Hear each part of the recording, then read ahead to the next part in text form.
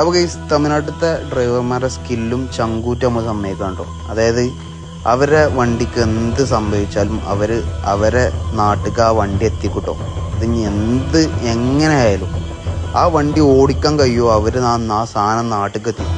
അപ്പം നമ്മളൊക്കെ ഡബിൾ പോകുന്ന ടൈമിൽ അവരൊക്കെ സിംഗിള്, അതായത് അത്രയും ലോങ് സിംഗിൾ ആൾക്കാർ അത്രയും ധൈര്യം വെച്ച് ഇങ്ങനെ പോരുന്ന ആൾക്കാരായിട്ട് തമിഴ്നാട് ഡ്രൈവർമാർ. ഞാൻ തമിഴ്നാട് ഡ്രൈവർമാരെ അത്രയും ഒരു രക്ഷയില്ലാത്ത ധൈര്യം അവർക്ക്. ഏത് സ്ഥലത്തേക്കും സിംഗിൾ പോകുന്ന ആൾക്കാരാണ്. അതായത് ഏത് ഡേഞ്ചർ ഏരിയയിൽ കൂടെ അവർ സിംഗിൾ പോകും. അവർക്ക് യാതൊരു പേടി ബേജാറില്ലാത്ത ആൾക്കാരാണ് നാഷണൽ പെർമിറ്റിൽ. അപ്പോൾ സമ്മതിക്കണം അവരെ.